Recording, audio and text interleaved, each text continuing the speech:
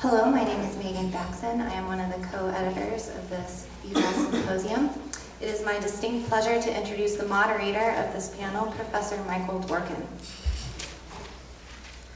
Professor Michael Dworkin often says if you care about the environment, energy use is the most important issue.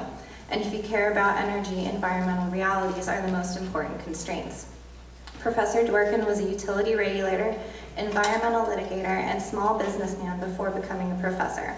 At Vermont Law School, he also directs the Institute for Energy and the Environment. The Institute offers an advanced curriculum on energy and regulatory law, provides forums and conferences for professional education and issues development, publishes on environmental and energy issues, and serves as a center for commissioned research on these topics. Professor Dworkin earned his BA degree, summa cum laude, from Middlebury College in 1975, and his JD,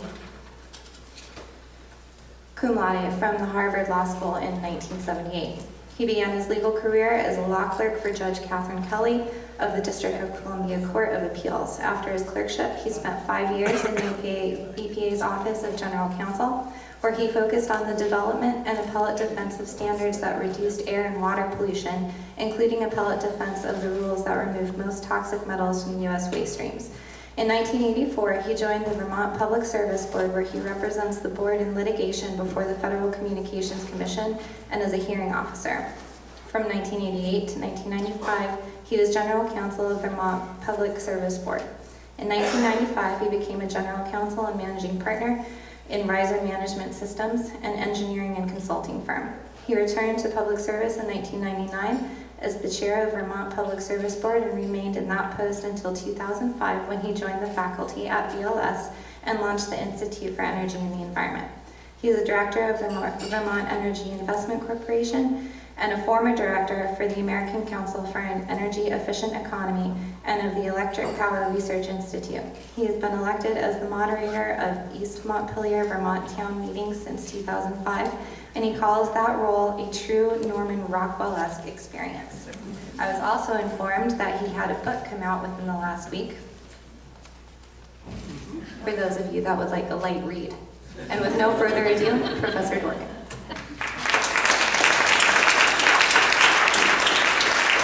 Thank you. I hadn't realized it was going to be the long version there, but I think it tells you that I've had a 30-year love-hate relationship with technology and the environment. And I want to begin with some fairly basic truths. One of which is that energy is wonderful. The other is that energy is awful. The other is that waste is a form of inefficiency. And the other is that the opposite of inefficiency is efficiency. So if we really believe in those things, we wind up back where we started, which is that if you care about energy, environment is a constraint. If you care about the environment, energy is the single biggest influence. It is therefore a real, privilege, pleasure, challenge, delight to have some people here talking about it who have backgrounds which are not just great in and of themselves, but sort of complementary. Fidel has done a nice job of pulling together somebody who really works with efficiencies, somebody who has really worked with environmental integrity, including the fracking on the resource development side, and somebody who has really worked with the land use issues and multiple jurisdiction issues, including fracking and other things on Indian land, but with principles that really apply across the board. Because of that, you can sort of hold in your mind, if you will, a statement that Emory Lovins always makes, which is that the cheapest and cleanest megawatt of power is a negawatt, one that doesn't have to be produced. We have come in this century from decade after decade after decade after decade of literally doubling our energy use every 7 to 10 years. And yet in the last decade, the last 10 to 12 years, our electric use has been essentially flat, and our motor vehicle use has been close to that. A radical change in how we spent the previous 60 years. There are lessons in that, things to hold on to, and steps to take forward. And the folks that are going to be talking today can do that in some real detail. The first of them is Scudder Parker, and sort of embarrassing that I should pull out a sheet of paper to look at because I've worked with Scudder off and on for 25 years. But in terms of where he is now, which is Policy Director for Vermont Energy Investment Corp, what that means is he's closely and intimately involved in both the creation, the implementation, and the future prospects of what I think is really the best energy efficiency program in the country. And thinking about how to make it better and not rest on its laurels has been his work for quite a while. He has a background in addition to that, which is interesting, public service, being director of the energy program for the Public Advocate and the Vermont Department of Public Service, which is our public advocacy group. And then a background which goes beyond the usual for folks in this field, partly having spent 8 years and 4 terms as senator in the Vermont legislature, chairing the relevant committee, which gives a perspective that very few people deep in the field have. A practicing politician who drove hard on ideals. And a background which shows why he drove hard on ideals, which is that he has a degree in theology and a prior career as a minister, which means that he has never lost track of the concept that we have in our latest book, which is called Global Energy Justice, which is that justice and ethics have a role in the good administration and relevance of our field. I'm going to discuss, I guess, Adam, and I'll talk about Hillary when their turns come, but I want to start by just inviting Scudder to 15 minutes of talking now. I've said to everybody that I'll kick them in the ankle at minute 14 because I want to reserve a significant block of time for back and forth and questions. Thank you, Michael. It's a delight to be here. Thank you very much. I do remember appearing here when I was running for governor at a high-tension event with other candidates, and this is much more fun. So I do want to just recognize the connection, of course, between VEIC, Vermont Energy Investment Corporation, Vermont Law School. Some of the people, I just met Melinda again, who has worked for years at VEIC and is now a student here. So it doesn't have to be that you go here and then go to VEIC. It could be that you go to VEIC and then go here. Stuart Souther is now working actually for me in the policy shop at VEIC. Sylvia Bartel has been an intern and doing all kinds of things. And also Kristen Mattis is now a paralegal or working with Kurt Jansen, our legal department. So we hope there's an ongoing fruitful relationship between the two organizations. This is great. Thank you so much for doing it. And Lauren, I really appreciated the update on what the John Todd Institute is doing. That it's incredibly important in an area of amazing and continuing need for research and understanding. So when I was asked to talk here about energy efficiency, I thought, well, how do I think of efficiency as a problem of waste, which of course it is. And basically what I wanted my mantra to be that waste is not a product. And I think we've already learned that. It isn't any given product can get designated a waste at a particular time because we don't know what the hell to do with it in that situation or how to use it constructively, but it really isn't the product, it's the decision and it's the system that uses it. So it can be individual, it can be institutional, it can be economic or cultural, probably other categories as well. Reducing waste requires effort at all the different levels at which it is created by the choices that we make. So I'm going to talk to you about utilities. We're going to focus on electric generation utilities. The traditional utility was set up as a monopoly system to invest in generation, transmission, distribution, sometimes extraction, and it was set up to build long-term investments and infrastructure that were supposedly, and in many ways were, for the public good, to get energy to people, to change the economy, They were geared to maximizing output and externalizing costs and anticipating and promoting growth in demand. That's your kind of standard utility model. It's actually the model applied to extraction industries and oil and coal and nuclear as well, and natural gas. We'll hear about that later. But Blair Hamilton, who worked at VIC as the policy director for a long time, made this chart. It isn't quite accurate now because we've got our lighting more efficient, but if you want to say the embedded energy in a unit of oil, maybe you waste 60% of it in the production of the electricity, you lose 10% on delivering it to the customer, and then the end use that uses it, I think this is an old torchieres, hopefully there aren't many of those left, but so the end use that you actually get in usable energy is about 2%. That's an order of magnitude correct. I think we've gotten better than that, but it does give a sense of what the amount of waste of the embedded energy in that initial product and what the delivered usefulness is. That's a pretty big opportunity for creative responses, I think. I wanted to just say, we've been working at Efficiency Vermont, which is the statewide energy efficiency, for 12, 13 years now. We've been working with one customer, and we've seen 38% electric energy efficiency increase in that one company. And we just worked with them on everything from lighting to motors to metering, and found all kinds of ways to lower their energy use. Not quite as dramatic maybe as some of the things that Lauren was telling you about, but pretty dramatic from any kind of traditional sense of what energy efficiency can do.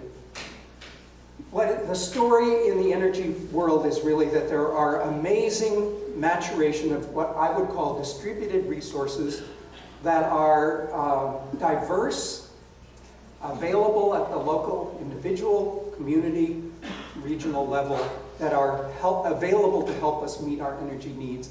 And part of the whole effort of efficiency and a new emerging energy infrastructure is mobilizing those resources because they are inherently more efficient, but only if they're really used well and integrated.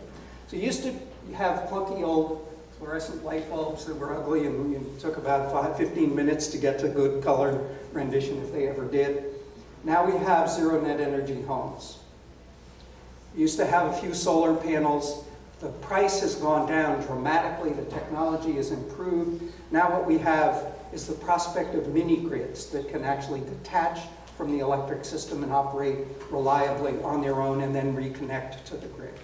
We used to have old clunky CHP. Now we may have fuel cells and Stirling engines that can generate at the local level and use heat and water and hot water from the combustion process or the conversion process.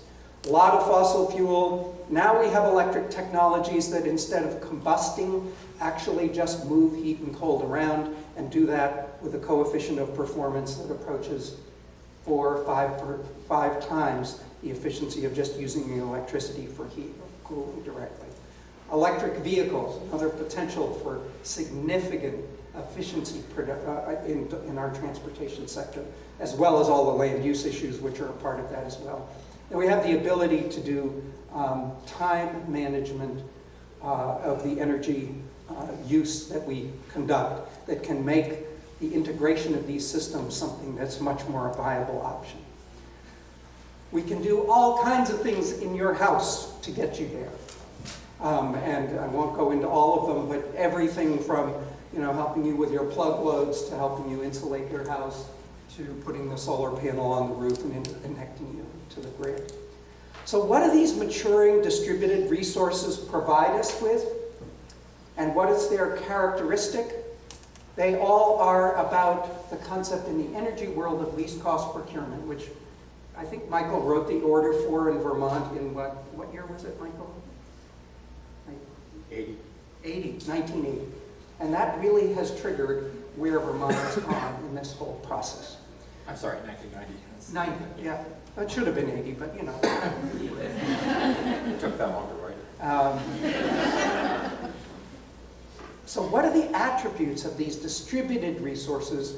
And you know, Lauren, as I think about what you're talking about, I think of these as, you know, it isn't quite the same as the natural colonies and finding the local vegetation and, you know, getting a complex of different microbes and living forms. But it's somewhat like that, trying to find this at the local level that can help meet our needs. We provide support for customers, we change markets, and we think about how this can help everybody get access to usable, safe, clean energy in a way that is affordable to them. And we invent the infrastructure to do it, which is, again, what you do. So what's the relationship between these traditional modes and the traditional electric utility? And it's usually not a friendly one, or it hasn't always been a friendly one. And what I would say is the prospect is you need to convert that old utility to a networked distribution utility, which helps tie all of these resources together. And you need to move the distributed resource development to what I would call a sustainable energy utility or a public good energy utility. I actually think there's a new future in which they work together to do deep efficiency, to do massive new use of information about how customers are using and what they are using and when they're using it, strategic electrification to get off fossil fuels, distributed energy production, solar declining in cost and yet needing to be integrated into the system, dynamic demand management, distribution and transmission planning so that we don't have to build that massive new power line, that local transmission system, and affordable energy for everybody. From our point of view, this is really about the customer, about having the customer work. That is not the traditional focus of the utility. And I'm not trying to trash the utility, that's just not what they were set up to do. As we talk about the energy future, one of the things that comes up is, how can we save the utility? Not my first concern. On the other hand, people say, all these great new products, how can we just let the market take over? Well, that's a little scary too. This one has the potential, by giving all the distributed resource power to the utility, of empowering the utility to monopolize and direct markets in ways that don't necessarily yield a public benefit. On the other hand, if you let the market take over, customers, you're going to get sold all kinds of crap. You know, some good stuff, but all kinds of crap that doesn't really work well, and over time is a problem. What we need to do is identify and address the barriers to making good and proper decisions on the part of customers, manage the risks, maximize the benefits, and that means creating an independent, sustainable energy or public benefit energy entity that helps work with customers. It needs stable and diverse funding. It needs to use customer data well. It needs continuity. And Efficiency Vermont has gotten continuity. Again, partly with the support of Michael, we became an entity that was contracting to deliver these efficiency services and then became itself. Nobody else in the country has done this. I was just out at Hawaii where they're starting to think about this. Creating the efficiency entity as a utility of its own, with that same kind of continuity and public purpose. But it's not a monopoly entity, it's a market-focused and customer-focused strategy. It needs infrastructure, it needs to keep figuring out with policymakers, what do we do to make this stuff work better? And it needs accountability, documentation, and performance. I have 1 minute, or I'll get three. Oh, I'll get kicked in the ankle. Really, this is about affordability, low risk, and the long term. The cost of doing this is cheaper. Again, you look at all this stuff and you say, you know, this is cheaper. Why aren't we doing it? It takes investment in a different form, not in a central station entity, but in a different form in customers' facilities. It needs incentives for the folks who do it that are performance-based, and its asset is fundamentally intelligence. I just want to talk to you about mobile homes. You know, we have somebody at BEIC who has worked with the marketplace to invent a replacement for mobile homes that is zero net energy ready. And we could spend the rest of the day talking about this. But if you think about how you get the capital to those folks so that they can actually do it, and it's more affordable, it's safer, it is healthier, it's more comfortable. So this is a model for regulation that I would say is relevant to both of the work that we're doing and the work that other people are doing. We need to figure out how to do good, intelligent, public good regulation. Electric and gas utilities, we're doing it. Its obvious candidate is water waste, and you go out to Colorado and water efficiency is as important as electric efficiency. It's about unregulated fossil fuels. It's about transportation. When do we start doing least cost transportation planning as well as least cost energy, regulated energy? It's a transformed approach to natural resources. There's the shrinking summer ice pack. There's the Colorado River Basin. There's land, the kind of agriculture that we regard as highly efficient at this point. And this is conversion of land and destruction of our forests. Slogan is, if you want to stop wasting, stop externalizing, stop ignoring the costs and the impacts of what you do. Seems like that's the topic for the next panelist. I want us to tap the Marcellus shale of creativity. Set you up. So what I've done, and I choose that deliberately, because whatever you want to say about fracking, 15 years ago people thought we'd used up all the fossil fuel. Remember, all the fossil fuel is gone. Right? They keep saying that about efficiency too. Oh, we've used up all the efficiency. We can't do any more. And what I would say, let's put these things down here, because this is really where the intelligence lives. So it's a strange metaphor, but hopefully and it really is about intelligence. It is about using your minds to find a better way to get this stuff done, rather than just pumping stuff into the ground and then wondering what the heck to do with the results. Thank you.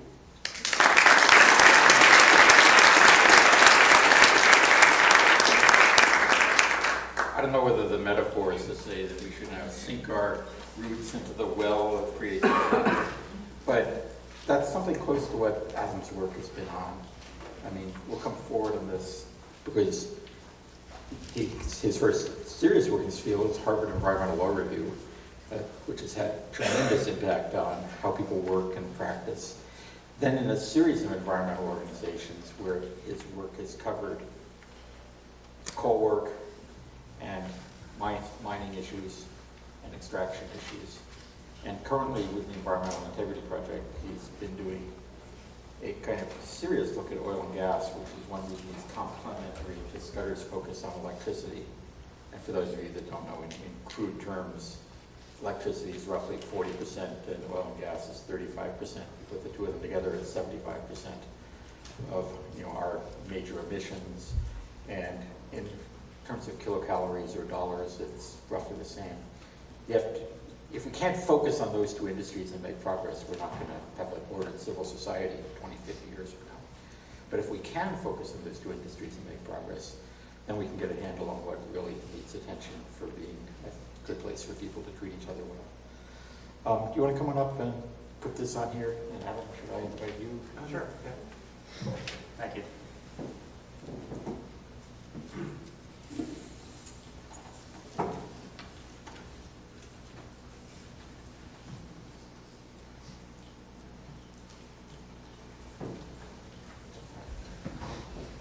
Great. Thanks for having me. So basically, I'll be focusing on the wastes in the oil and gas industry, the laws that cover them, and some next steps. So first, here we go. In terms of definitions, I should explain what I'm talking about when I say the oil and gas industry.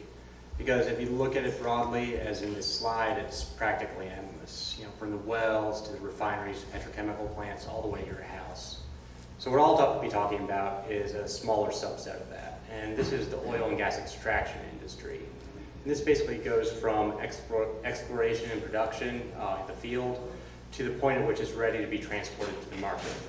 And that still gives us a pretty broad variety of facilities. You get from field components like wells, waste impoundments and storage tanks, to larger industrial components like compressor stations and natural gas processing plants. And as you might expect, this variety of facilities and processes gives you a variety of wastes. So before we get further though, you may have heard some variation on the sentiment that the oil and gas industry is exempt from all major environmental laws. And while there's some truth to that, it's far from the whole truth. And more importantly, I think, is the notion that it leaves this sort of impression that there's nothing left to be done, that it's a closed book. Now, the actual story is a bit more complicated than that. And while the oil and gas industry does have a lot of exemptions, there's not any one sweeping exemption cutting across the board or knocking out an entire environmental law. Instead, you've got this kind of patchwork of congressional amendments, regulatory exemptions, and just plain failures to regulate. So, getting into the wastes, we can basically break these down by source and also by how they're released, where they're from and where they're going. And by source, we've got three main categories. We've got the toxic constituents of the oil and gas itself. We've got the wastes from well development and production. This is probably what you're most familiar with when you hear about fracking. And then we've got the wastes from natural gas processing. Now, the constituents are interesting in a way because when you think of a waste, you likely don't think of a product. But the issue here is that before they're processed and refined, crude oil and raw natural gas have a lot of impurities, and many of them are toxic. And because of leaks and accidents and just general inefficiencies in the process, these wastes inevitably get released all along the supply chain. And that actually brings us to waste from processing. This is chronologically last, but there's a sort of nexus with the constituents here because processing involves those same toxic impurities once they've been removed, and also the chemicals that the processing facilities use to remove these. And as you can see, we've got a lot of the same chemicals at stake. So finally, we've got well development wastes. And this is the category, like I said, that you're probably most familiar with. It's what you think about when you think about fracking. And the two main sources here are basically the chemicals that what oil and gas operators add to drill and frack a well, and the naturally occurring wastes that are already in the formation but get mobilized by drilling and fracking. So first, in terms of what the industry adds, we've basically got the muds that are first used to drill the well, and then the fluids that are then pumped into the well to fracture the shale formation and release the oil and gas.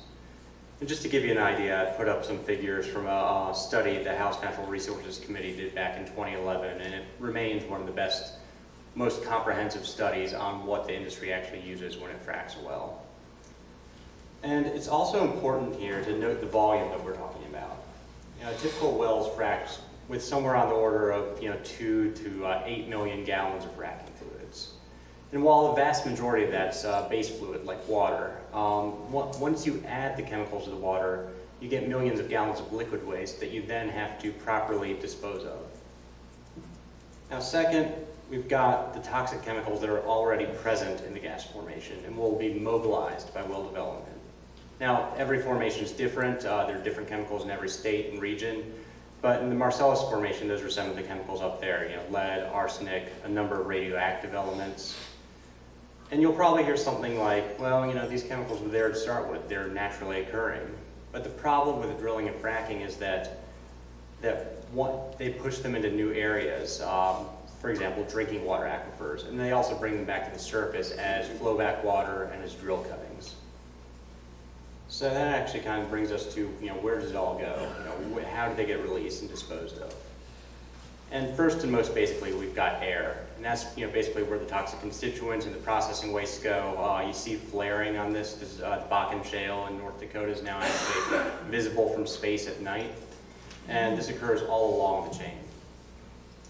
Second, we've got underground injection. And we've basically got two kinds here. I sort of collapsed them. We've got the fracking itself, which, even though it's not intended as a method of disposal, fracking fluids are inevitably left underground. And there are wide estimates on this. The most conservative I could find is that at least 30% of the fluids remain underground. You see other estimates that it's more like 70%. So we're talking about potentially a few million gallons staying in the formation.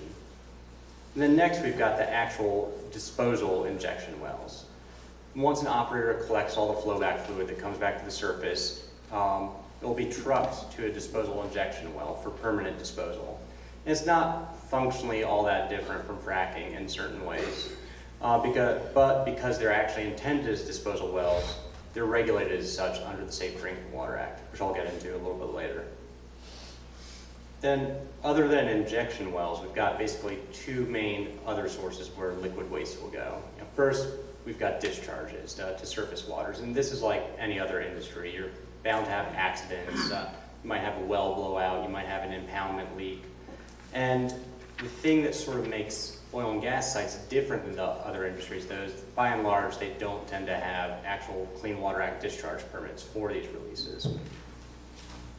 And then secondly, we've got wastewater treatment plants. And, basically operators will send their flowback water here.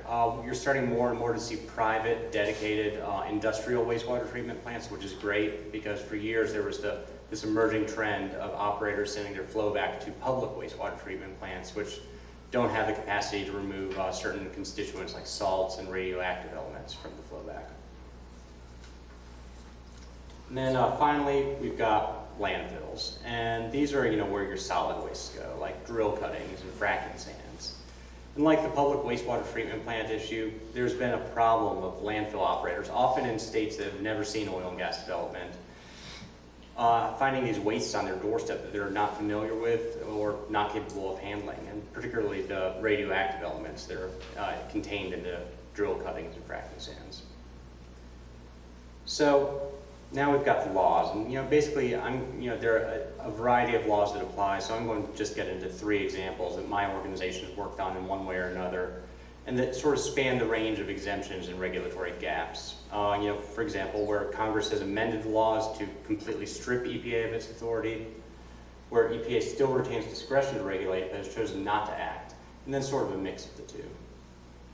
Now, first, in terms of where EPA just has had some of its authority taken away, we've got the Energy Policy Act of 2005. You may have heard parts of this referred to as the Halliburton loophole. And this basically what Congress did is it took away some of EPA's authority to regulate the oil and gas industry under the Safe Drinking Water Act and the Clean Water Act. And under the Safe Drinking Water Act, Congress redefined underground injection to exclude hydraulic fracturing. So, while the disposal injection wells I mentioned earlier require all sorts of permits and controls under the Safe Drinking Water Act, fracking doesn't. And under the Clean Water Act, Congress exempted the construction of oil and gas well pads from the requirements that normally apply to stormwater pollution. Now, for this foreseeable future, Congress isn't going to undo these exemptions. There have been efforts, but thus far they haven't been successful. But we've still got pieces of these laws to work with. So, under the Safe Drinking Water Act, there's an exemption to the exemption, and that's that fracking with diesel is still considered underground injection and therefore requires proper permitting. And the industry has sort of said, well, so what? We don't do that anymore. That's something of the past.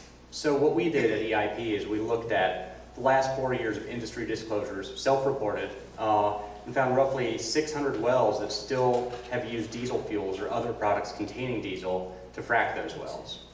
And because none of those wells actually had underground injection permits, we reported this list to EPA and the relevant state agencies in order that they wouldn't obtain those permits or be enforced or bring enforcement actions. And we've been continuing to monitor this issue. Now, for the Clean Water Act, the stormwater exemption is obviously unfortunate, but it's not the core of the act. Like any other industry, oil and gas operations that discharge still have to get a permit. So we've done a number of investigations in Pennsylvania, for example, looking at instances where well pads have a history of discharges and still lack a Clean Water Act discharge permit. And while it can be complicated to build cases like these because you don't have a lot of readily available data, we've made some good headway and have had some good results so far. Next, we've got the toxics release inventory. And this is basically an area where EPA still has full discretion, but hasn't acted. Now, the TRI was enacted in '86 as part of the Emergency Planning and Community Right to Know Act, EPCRA, and it basically requires facilities to report their releases of toxic chemicals to all environmental media they release to, land, air, water, etc. And it's a pretty straightforward law. It's basically just reporting, no limits or permits. Now, when Congress enacted the TRI, it only added the 20 manufacturing industry sectors. But it gave EPA full authority to add any other industry sectors it saw fit.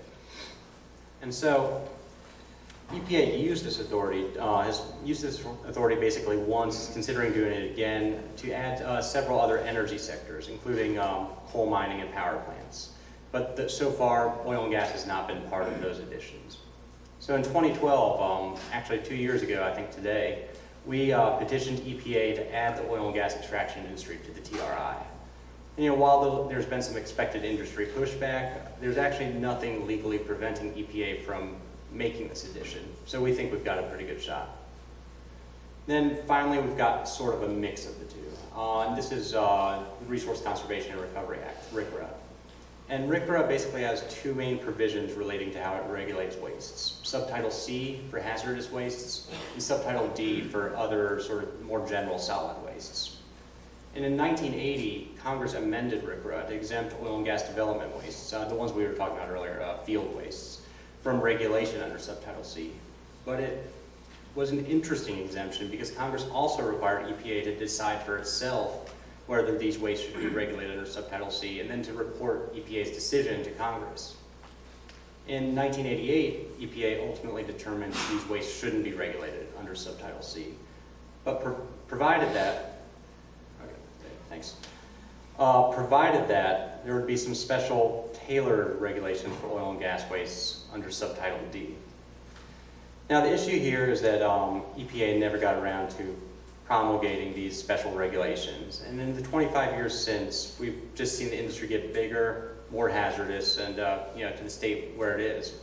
So in 2010, Natural Resources Defense Council, NRDC, filed a petition requesting EPA to revisit this decision, to look back and redecide whether the oil and gas industry should be under Subtitle C. And several other groups have been approaching it in similar ways. So it's a complicated situation, but the story's not over yet. So kind of wrapping up, that's basically where we are. We've got this modern, expanding oil and gas industry with a number of wastes that still need to be handled and disposed of properly. And while we've got a lot of exemptions that make this trickier than it should be, we think there's still a lot of room a good amount of room to move. All right, thanks.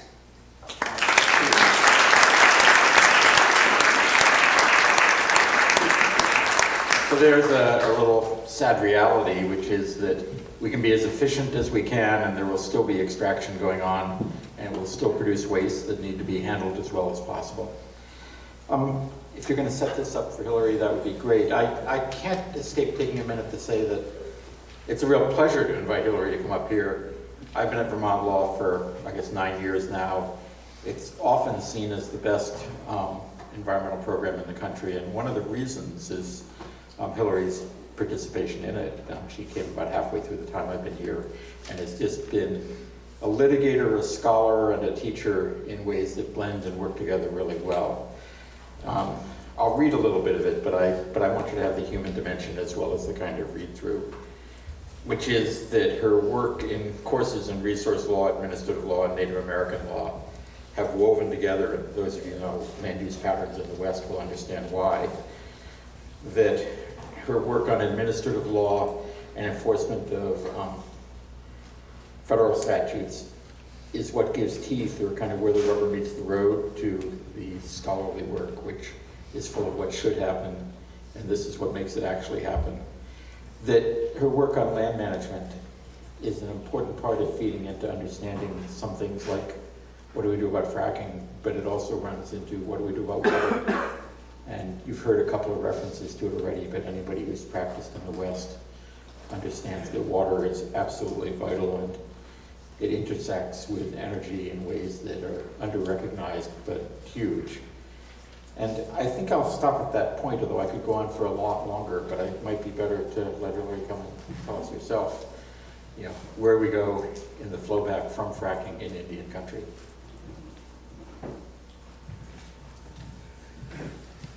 Thanks, Michael. Hi, everyone. So I am going to, let's see, here, without spoiling my water on the electronics. Okay, so Adam's talk was actually a great introduction for mine. First of all, because I'm not a fracking person, I'm not really an energy person, so my discussion is going to be focused on what happens to fracking flowback fluids or waste that is produced after fracking occurs, and specifically in Indian country. So my topic is really dovetails nicely with his introduction. But I'm glad that he was here to explain the complexities of fracking, because that is not my area of expertise. So I'm talking today about fracking waste or flowback fluid that's disposed of in Indian country. And Indian country, for those of you who don't know, is the sort of catch-all term that includes Indian reservations, trust lands, and communities called dependent Indian communities, where basically the federal government owns the land underlying the residences, and then the Native American tribe has a right of occupancy, as the Supreme Court deems it. So in some cases, this right of occupancy is to land that is traditionally claimed by the tribe as its own, and in some cases, it's the result of displacement through various federal policies. And a tribe might end up living in a place that is not historically that tribe's native land, which is what actually happened on the Wind River Reservation in Wyoming, which I'm going to talk about today. So the right of occupancy sometimes includes the right to regulate what comes into the reservation, but it does not in the case of produced water from fracking operations. So in the case of this kind of waste, tribes are basically powerless to regulate what comes onto their lands, except through the Clean Water Act in one specific way, which I'll talk about in a second. But the Wind River Reservation tribes have not yet qualified for that specific way. So on that reservation, this is actually a picture from the reservation that was taken by an NPR reporter who did an article on the disposal of fracking flowback fluids on the Wind River Reservation. And that's how I actually became interested in this topic, because I couldn't believe as I was listening to this NPR piece that this actually happens, which is that flowback fluids are being disposed of on the reservation and used for livestock watering. So west of the 98th meridian, which is basically a line that extends from North Dakota, sort of through the middle of the Dakotas and down to Texas, west of there's an agriculture use category and exemption for produced water that's used to water livestock. So, sorry, that was a sort of circular explanation, but okay. So for those of you who are unfamiliar, I'm going to take you out of Vermont and to the high desert plains of Wyoming. The Wind River Reservation is located in the sort of central western part of the state. It's one of the largest. There are debates about where it ranks, but I think it's like the 6th or 7th largest Native American reservation in the country. There are about 20,000 members of 2 different nations that reside on Wind River. The northern Arapaho, which actually confusingly occupy the southeastern part of the reservation, and then the eastern Shoshone, which occupy the northwestern part. And neither tribe, again, is from Wyoming. They're actually from the Intermountain West. The Shoshone are a Great Basin nation, and the Arapaho are originally from northern Colorado. Wind River is really dry. It's a very, as I said, high desert, arid landscape. And there's a tradition among the Arapaho of ranching as one of their primary means of subsistence now. And the Arapaho actually own one of the largest organic grass-fed cattle operations in the country, which I'm forgetting the name of it. But so it's interesting how the Arapaho have incorporated organic cattle ranching into their current economy. The Shoshone have a gaming facility, and they do not engage in ranching. There are large shale plays that are located both underneath the reservation and immediately to the north and to the southwest. So there has been a lot of oil and gas fracking activity immediately around the reservation and some on the reservation. Adam basically went through the fracking process, so luckily I don't need to explain that to you guys. But basically, all you need to know for the purposes of my talk is that there are fluids that are injected into the wells, and those contain different chemical components depending on which company and depending on what type of formation they're being injected into. And then some of that water, as Adam discussed, is extracted back out and then disposed of, and so that's what's referred to as the flowback. I like this diagram because there's actually an open pond there, not an enclosed container, and often that's how fracking flowback is held until it's carted away for further disposal elsewhere.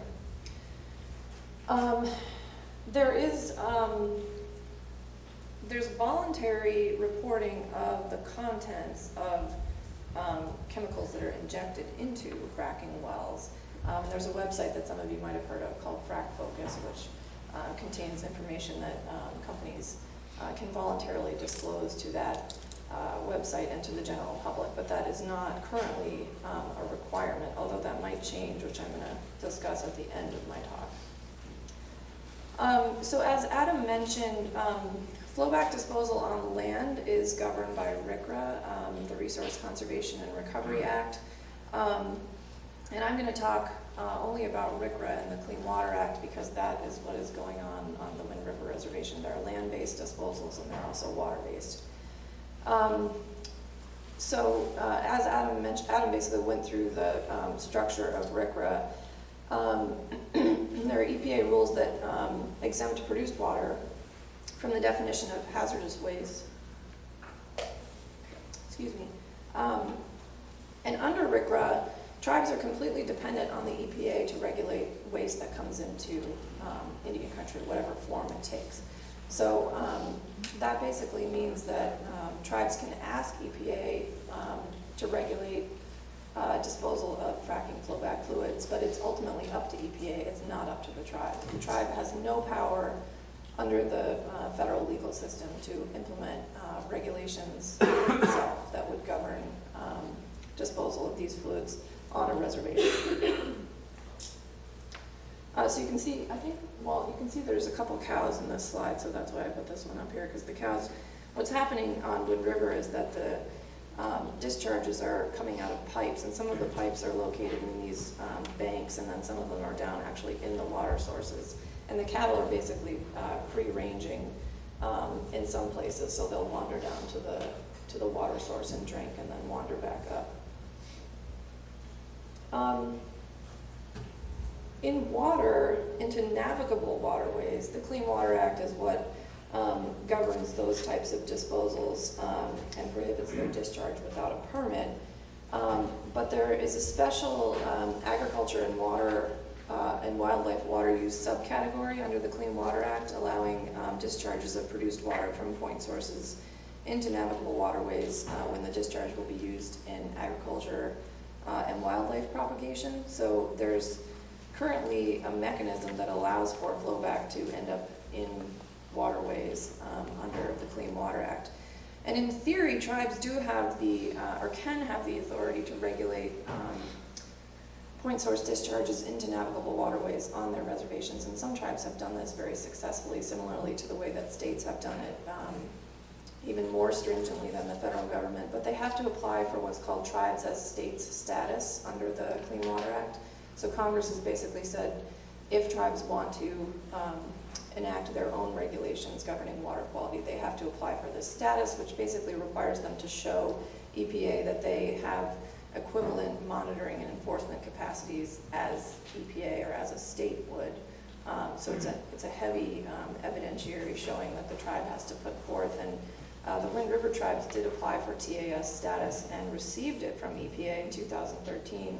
But the state of Wyoming has sued EPA over that determination, and right now the 10th Circuit is weighing, I guess, a boundary dispute that's impacting EPA's authority to convey or confer TAS status on the Wind River tribes. So right now, in theory, the Wind River tribes have this capability, but it's ultimately going to depend on what the 10th Circuit does with this pending case, whether they can actually start implementing their own regulations.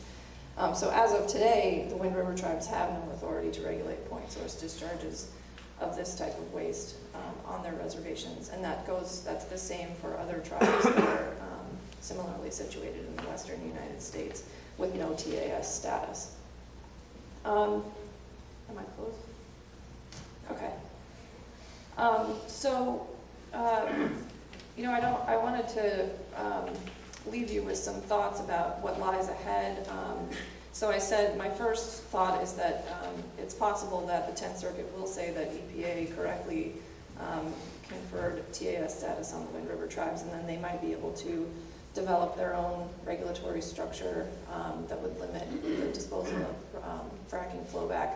However, there's disagreement between the two tribes about what they want, which raises some issues like sovereignty and the Shoshone, who are far away from the fracking flowback and who don't need it for their livestock, don't want it, and the Arapaho, some of the Arapaho want it and some of them don't. So it's a complicated, it's a sort of a complicated social and political problem for the tribe, for the two tribes.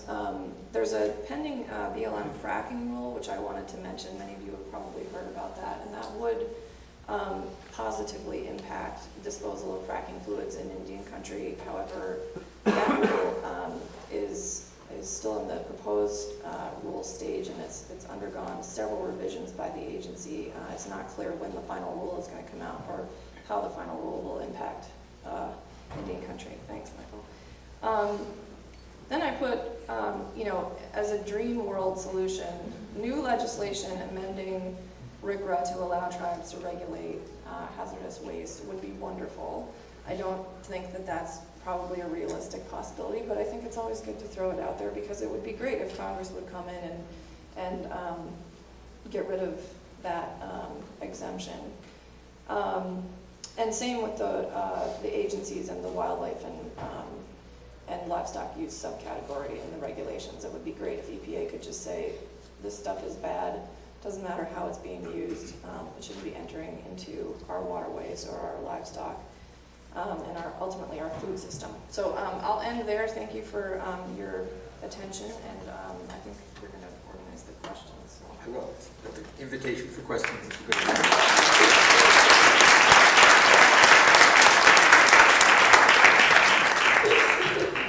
Now, I'll just make one comment before I invite questions, which is that in a very real sense, what happens 2,500 miles west of here is not a separate world. The natural gas that comes out feeds the electric grid, the petrol that comes out runs through refineries and comes into the network where the cars that we drive today are here. It is tempting to think of this as a separate world that we just observe with some distance. But what it really is a world where we are providing the demand, the cash and the will to make these things happen. And that's why it's so important to think of the kind of work that Scudder does and people around him in terms of trying to make sure that we don't demand any more than we need and that we try to use it efficiently when we get it. So with that observation, I'll say, who would like to make a comment to it? John. I have a question about the future of electricity generation and distribution. I'm curious what the business model is for Green Mountain Power going forward, and what the policy of the state of Vermont should be with respect to Green Mountain Power. I assume distribution is a natural monopoly, so there's got to be one big distribution system. And I understand the idea that Green Mountain Power could be just a distribution entity. But they're also a seller of electrical services, which seems to create a kind of a conflict of interest or a tension in their business model. So I'm just trying to figure out if you're the head of Green Mountain Power, how do you define the future?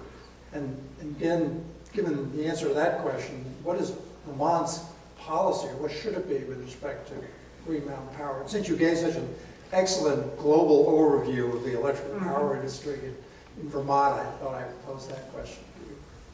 I think it's a great question. We've talked a lot at VEIC with Mary Powell, who's the very progressive and dynamic leader of Green Mountain Power. Just want to acknowledge that there are some very active co-ops, and there's Burlington Electric, and they aren't the only game in town, although they're certainly the biggest, having merged between Green Mountain Power and Central Vermont Public Service. So what they do does shape a lot of the Vermont policy. One of the things we've done in Vermont is to decouple earnings from sales. That is a good measure that grew out of the efficiency efforts. Basically, you can get an adjustment that allows you to meet your allowed rate of return if if the sales don't meet expectations or actually decline. So there is some distancing of the company from sales as their only way of earning their revenues. That's a good thing. But I think there's a much bigger vision that is very hard to articulate, and we're trying to engage them. We talk about ourselves as we got divorced 14 years ago, the efficiency effort from the generation effort. Many of the utilities in the country run their own efficiency programs. That's the normal model. And what we're saying is, how can we relate together as mature adults and do well by our customers? And that is a discussion that we're very eager to have. I think Green Mountain Power, I don't want to overcharacterize. I think they're thinking a lot about the future and how to be progressive. They've been very progressive on supporting solar installation and actually paying, in addition to the net metering, a 4% adder, a 4-cent adder.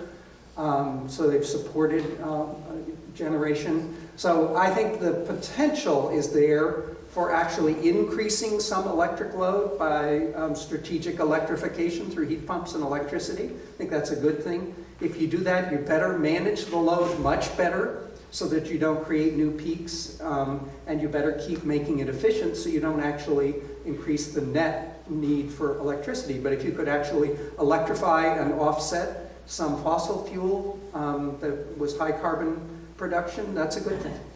So I would say probably not appropriate for me to answer that because I don't know the answer. I would say it's a relationship in which we're trying to figure out how to do this. We do not want, as Efficiency Vermont, to be just the folks who do efficiency. We're very clear that customers are not interested when you say, well, we can help you with the electricity, but we can't help you insulate your walls. Customers just don't get that. And you give them a regulatory explanation and they are thoroughly uninterested. Or they lose all trust in you, to be honest. And they want an independent, supportive presence in the marketplace and with vendors and with trade allies to help them figure out the things that will work best for them. And that entity also needs to understand what will work well for the utility system as a grid, because I agree that continues to be a logical monopoly and a public benefit entity that should be regulated as a monopoly. And how do those two things figure out how to work together? That's really the challenge that we have. I'm very hopeful that we'll make progress on it. I'm going to pause for a moment. But the only reason I'm pausing, Scudder, is because we've got a topic that John has raised which deserves its own full day of analysis. Yes. New York, which has got its proceeding on the utility of the future, just got its 10,000th page of filings this week. And there'll be a lot of work being done on this across the board. And it deserves serious attention. Scudder's outlined just the tip of the iceberg on this one, I think. On that. Comments, questions, reactions? I know that people talk constantly about fracking. Well, come on. Thank you. I just have a question for Professor Hoffman. In regards to EPA's proposed rulemaking for disclosure of hydraulic fracturing fluids and mixtures, do you see it fit that that's necessary, but more importantly than that, if so, how would you suggest getting that done? Like through possibly the Toxic Substance Control Act, or any other avenues that you'd see fit? Okay, so the first question is whether I think it's a good idea. Yes. Yes, I think it is a good idea, but I think it's going to be complicated because of the trade secrets. Without compromising my trade secrets. So through the TSA or TCSA, that could be a possibility, correct? And you mean voluntary reporting? Is that what you're? Well, no, required. Required reporting. Correct. Yeah.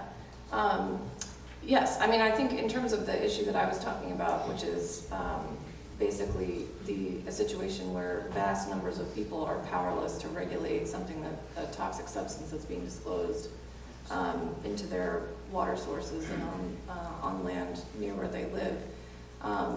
Right now, there's no way for them to even know what's in those disposals. So I think that would be a first step, certainly, because tribes might be more willing, and states and other governmental entities might be more willing to regulate if they knew the nature of the toxics that were in those disposals. Was there a second part? I'm sorry if I forgot it. No, it was just the EPA's proposed rulemaking for that. They were asking for suggestions on how to get that done, and one of which I found was through the Toxic Substance Control Act, Section 8. I mean, I think I did it for your class in the summer, so. But I was just curious if you knew of any other options out there. Okay, for natural resources? Yeah. Okay, excellent. No, I mean, I think there should probably be uniform congressional level instruction on fracking. But absent that, I think that the agencies are just going to have to, in a sort of piecemeal fashion, to the best they can, attack this problem from different angles. So, but perhaps Adam has something you might add. Sure. Yeah. Basically, there is some movement under TSCA, under the Toxic Substances Control Act. I don't personally work with TSCA a whole bunch, so I can't speak in detail about it. But there was a petition, I want to say 2 or 3 years ago now, that EPA has since responded to and starting to come up with some rules for that. As far as the being able to report without violating trade secrets, there are a number of ways you can do that. Just,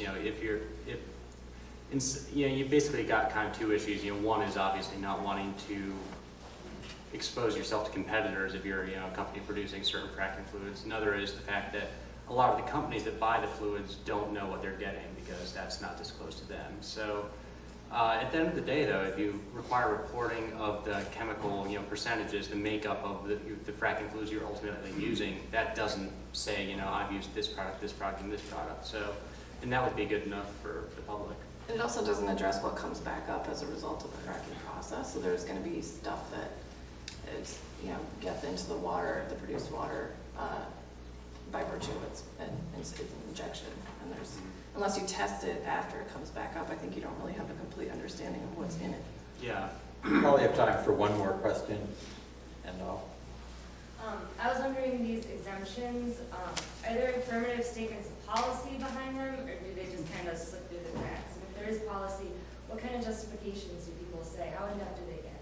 So, it's a mix. But basically, the policy over the years has tended to be that the oil and gas industry is a special industry because it's got a certain amount of political power behind it. And for example, Jake, I didn't talk about the exemption under CERCLA, but that one was really sort of long fought out, and the way that the oil and gas industry got that one was agreeing to pay into a fund that would be used for cleaning up oil and gas wastes. And so basically it was a trade-off of saying don't regulate us in this way, so provided we give you all this money to handle that. And so the other ones have been sort of a little bit more, the Ripper one was a specific amendment by Senator Benson, and basically said, we're going to exempt this for 2 years. EPA will have to think about this in these 2 years, write a report about it, and then come back to us. And so that one was sort of, I guess maybe that was to diffuse the sort of political animus behind it, to say, hey, we're giving EPA the power, don't worry about it. So it's, but it's a wide mix of stuff. And the agriculture use exemption in the Clean Water Act is to give water essentially to people in arid states, so to add to the water supply. yeah, there are a lot of motivations behind it, some of which may lie behind the efforts of FOIA to get the notes of the meetings the Vice President Cheney had about what the industry wanted, but the public policy issues are the ones that have been at least publicly articulated this way. With that, I want to thank all of you for being here. This issue of waste from the energy sector, which involves all of us as users as well as people that are being impacted, is utterly vital, and I really appreciate the value from the panel. So if you'd give them a little bit of applause, we can